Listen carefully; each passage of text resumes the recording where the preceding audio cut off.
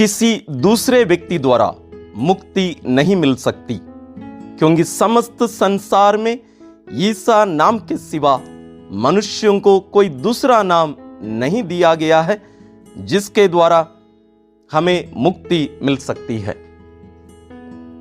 चालीसा का चौथा रविवार। आज के तीनों पाठ हमें मुक्ति के बारे में और मुक्तिदाता के बारे में मनन करने के लिए हमें आमंत्रित करते हैं। चालीसा काल विशेष रूप से प्रभु यीशु के मुक्ति कार्य में भाग लेने का तैयारी का समय है। चालीसा के द्वारा या चालीसा में हमें 40 दिन दिया गया है ईश्वर के द्वारा, जहां हम अपने आप को आध्यात्मिक रूप से तैयार करके यीशु के साथ हम यरूशलेम की ओर यात्रा करते हैं। क्योंकि खजूर रविवार के दिन हम प्रभु यीशु के साथ हम प्रवेश करेंगे यरूशलेम में, उनके मुक्ति कार्य में सहभागी होने के लिए। तो ये चौथा रविवार हमें, जैसे मैंने कहा, मुक्ति और मुक्तिदाता पर मनन करने के लिए आमंत्रित करते हैं। आज का पहला पाठ दूसरा इतिहास ग्रंथ से लिया गया है, जहां हम देखते हैं यहां इस्राएली जो निर्वासित कर दिए गए थे, वहां से ईश्वर उन्हें वापस ले आएंगे। मनुष्य यानी इस्राएली ईश्वर के विरुद्ध पाप किए, दूसरे देवी देवताओं के पीछे गए, इसलिए वे अपने आप को दूषित किए, इसलिए ईश्वर उन्हें निर्वासित किए। नबी यिर्मयाह के द्वारा ईश्वर उन्हें आश्वासन दिए थे निर्वासित लोगों को कि ईश्वर उन्हें वापस ले आएंगे। और उन्हें वापस ले आने के लिए अपने सेवक, एक गैर यहूदी राजा, फारस का राजा सीरूस को उपयोग करते हैं अपने सेवक के रूप में, एक गैर यहूदी राजा को। यहां सीरूस को हम एक प्रतीक के रूप में हम देख सकते हैं, यानी जो ईश्वर और इस्राएलियों को जोड़ने वाला एक व्यक्ति, लेकिन एक गैर यहूदी। यहां हम देखते हैं कि ईश्वर कहते हैं कि मैं तुम्हें वापस ले जाऊंगा, तुम्हारे नगर का पुनर्निर्माण कराऊंगा, मेरा मंदिर को खड़ा करूंगा, क्योंकि मंदिर ढा दिया गया था। अब ईश्वर और इस्राएलियों के बीच पुनर्निर्माण, उनका संबंध का पुनर्निर्माण किया जाना है। उसके लिए ईश्वर इस्राएलियों को वापस अपना देश ले जाएंगे। यह भविष्यवाणी है। यह भविष्यवाणी हमें एक प्रतीक के रूप में हमारे सामने प्रस्तुत किया जाता है। हम सुसमाचार में देखते हैं कि यीशु निकोदेमुस के साथ अपने वार्तालाप को आगे बढ़ाते हैं। योहन अध्याय 3 में हम इस घटना को देख सकते हैं, जहां यीशु निकोदेमुस से कहते हैं कि जिस तरह मूसा ने मरुभूमि में सांप को ऊपर उठाया था, उस तरह मानव पुत्र को ऊपर उठाया जाना है, जिससे जो कोई उसमें विश्वास करे वह अनंत जीवन प्राप्त करे। यानी मुक्ति यीशु के द्वारा ही इस दुनिया में आएगी। और वो कैसे आएगी? वो प्रतीक था, वो सांप को ऊपर उठाना, वो मरुभूमि में वो डंडा जिसमें सांप ऊपर उठाया गया था, एक प्रतीक था यीशु के क्रूस का। यीशु अपने क्रूस मरण द्वारा सारे संसार को मुक्ति दिलाएंगे। तो यीशु ही इकलौते मुक्तिदाता है। लेकिन मुक्ति क्या है? मुक्ति ईश्वर के साथ हमारा मेल मिलाप है, ईश्वर के साथ हमारा संबंध है, एक रिश्ता है। ईश्वर त्रिएक है, पिता, पुत्र और पवित्र आत्मा। वो ईश्वरीय परिवार में इन तीनों व्यक्तियों के साथ हमारा संबंध, उसका पुनर्निर्माण होना अनिवार्य है। वही है मुक्ति।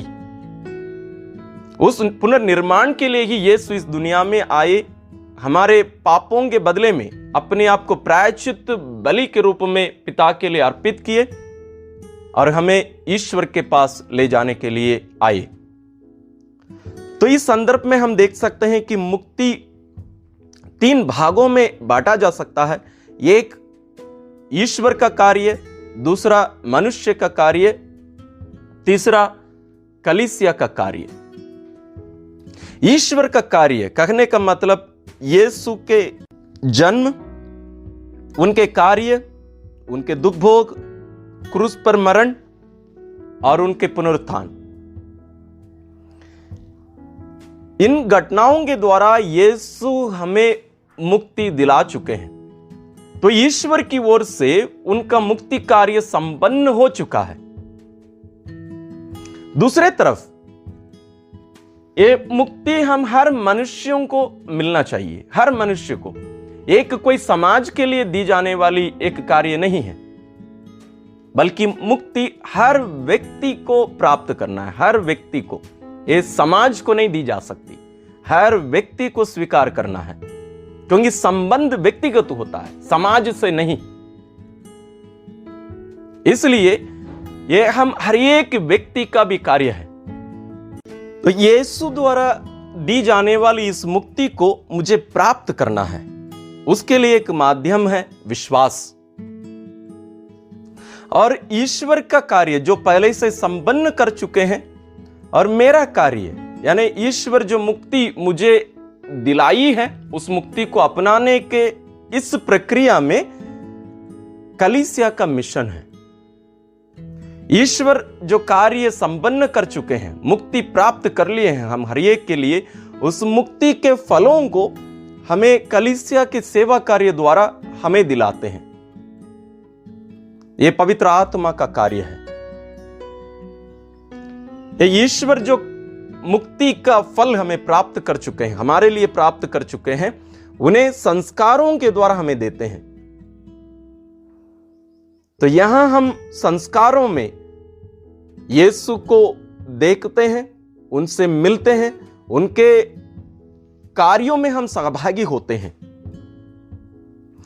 तो जरूर ये ईश्वर का कार्य, लेकिन मेरी सहभागिता, मेरा भी विश्वास इसमें बहुत जरूरी है।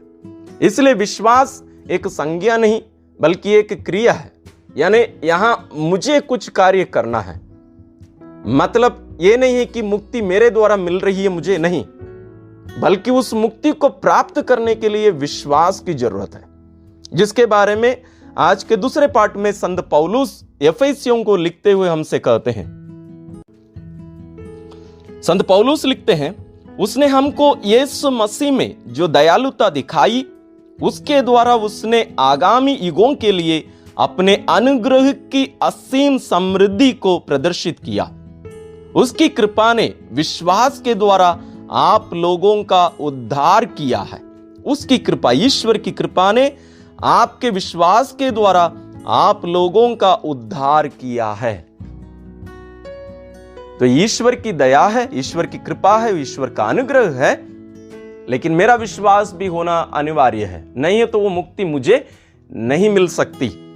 इसके लिए एक उदाहरण मैं आप लोगों के सामने पेश करना चाहूंगा। शायद इसके पहले भी आप सुने होंगे।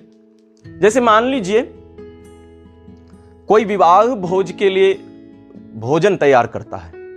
उसकी तैयारी के लिए कुछ लोग वहां रहते हैं, भोजन तैयार कर चुके हैं।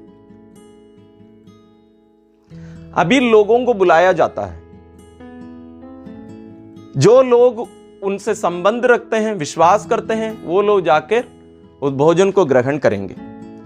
वो भोजन सबके लिए है, यानी जिन जिन को वे आमंत्रित किए हैं। तो हर व्यक्ति जो जाएगा वो उसको प्राप्त करेगा विश्वास के साथ। इस जगह पर अभी हम वो भोजन की तैयारी के जगह पर हम प्रभु यीशु के जीवन, उनके कार्य, उनके दुख भोग, मृत्यु, पुनरुत्थान का फल को हम वहां रख देते हैं।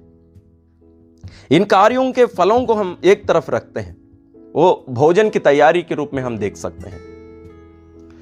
और हम जो आमंत्रित किए गए लोग, यानी हर मनुष्य को ईश्वर आमंत्रित करते हैं, क्योंकि ईश्वर चाहते हैं कि हर मनुष्य मुक्ति प्राप्त करे।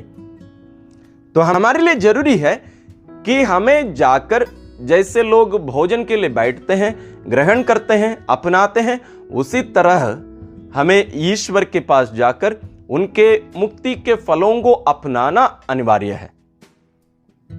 तो इस मुक्ति कार्य को संपन्न करने में, यानी मुक्ति के फलों को हमें देने में कलीसिया अपना कार्य करती है। तो हमें इसमें देखना है कि हम यीशु पर कितना विश्वास करते हैं, उनके मुक्ति कार्यों को कितना प्राप्त करने के लिए हम तैयार हैं। आइए हम ईश्वर से प्रार्थना करें कि हम विश्वास के द्वारा यीशु के पास जाएं और उनके द्वारा प्राप्त किए गए मुक्ति के फलों को हम अपनाकर हम ईश्वरीय जीवन में सहभागी होकर और विशेष रूप से अपने आप को तैयार करके यीशु के दुख भोग और पुनरुत्थान में सहभागी होने के लिए अपने आप को तैयार करने की कृपा ईश्वर हमें दें।